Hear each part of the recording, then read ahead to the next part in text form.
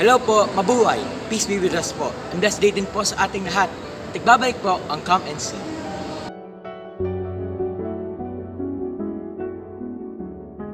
Isang powerful prayer nga po, sabihin pa natin, Jesus, I trust in you. Okay po, we are now on the 11th Sunday in Ordinary Time. It is also Father's Day. Ngayong linggo, ipinapaalala po sa ating ang dalawang bagay. Una, paano nga po ba tayo nagiging karapat-dapat sa kaharian ng langit? At pangalawa, paano nga ba tayo nahubog gaya ng isang butil ng mustasa? Pakinggan po natin na readings and gospel for this day po. A reading from the book of the prophet Ezekiel. Thus says the Lord God, I too will take from the crest of the cedar, from its topmost branches tear off a tender shoot, and plant it on a high and lofty mountain. On the mountain heights of Israel I will plant it. It shall put forth branches and bear fruit, and become a majestic cedar. Birds of every kind shall dwell beneath it, every winged thing in the shade of its boughs, and all the trees of the field shall know that I, the Lord, bring low the high tree, lift high the lowly tree, wither up the green tree, and make the withered tree bloom. As I, the Lord, have spoken, so will I do. The word of the Lord.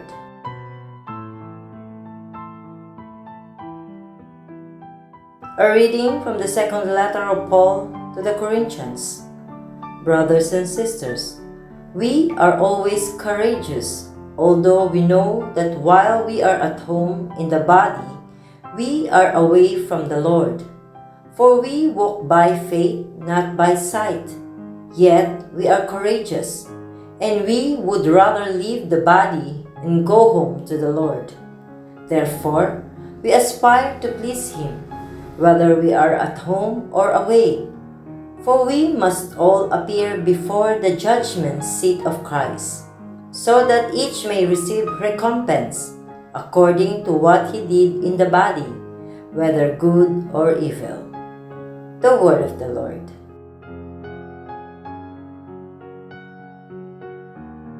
A proclamation from the Holy Gospel according to Saint Mark.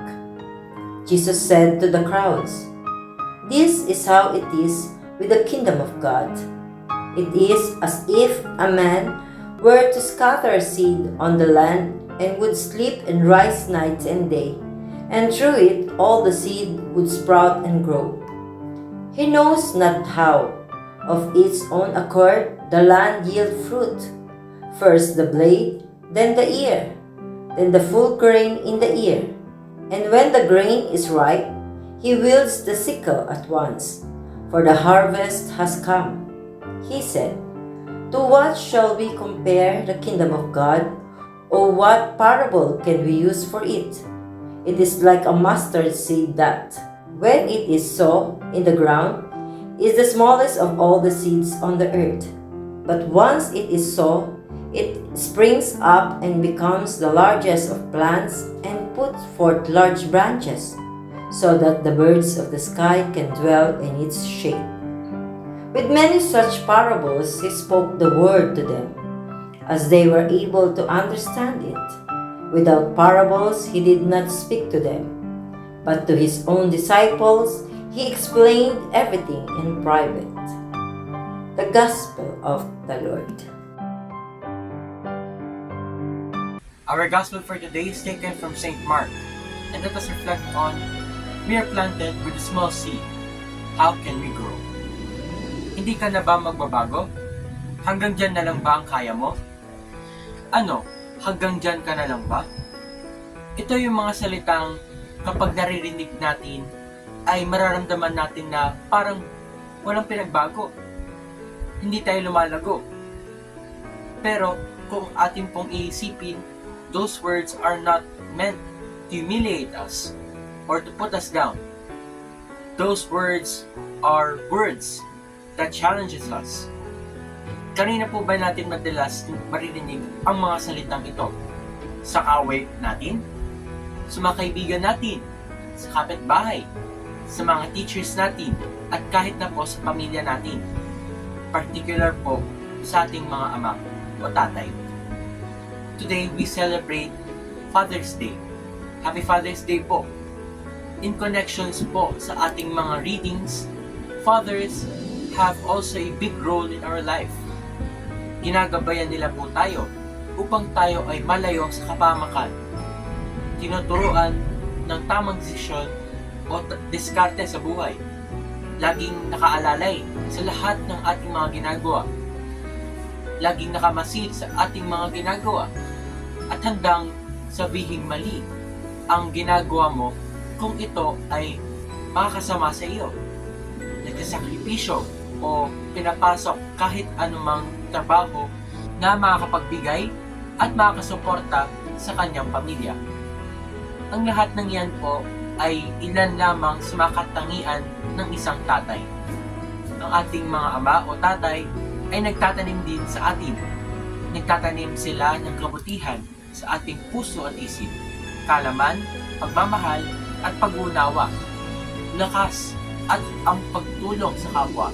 Na tulad ng Panginoong Diyos sa ating unang pagbasa, siya ay nagtanim din at nagbibigay din po siya ng pag-asa at nakaalalay din para sa tatahaking daan para sa magandang kinabukasan.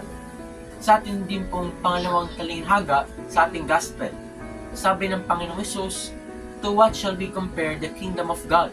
Or what parable can we use for it? It is like a mustard seed, that when it is sown in the ground, is the smallest of all seeds on the earth.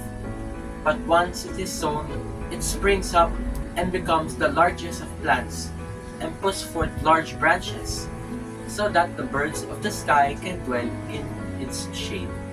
Remember po, as a child, our Father planted us in the rich soil, so that we will grow with strong faith, love, and follow the teachings of our Lord Jesus. And also because of the help of the church, we have been nurtured and shaped to be close to God and to our neighbor. And someday, like the mustard seed, we will grow with faith and love for our God. Question po, nakikita po ba natin ang mga sakripisyo sa atin ng ating Ama? Maniwala, magtiwala, huwag manira, para tagin ang pananampalataya.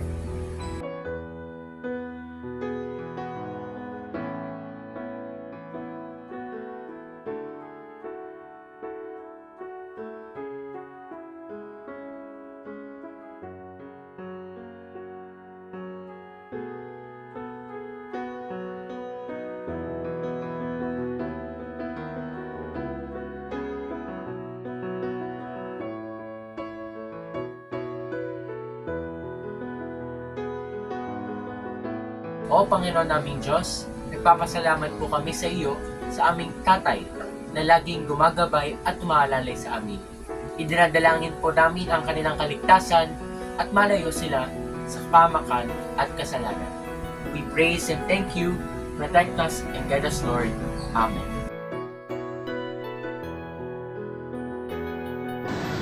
Thank you for watching, my dear brothers and sisters. Maraming salamat po at God bless po sa ating lahat.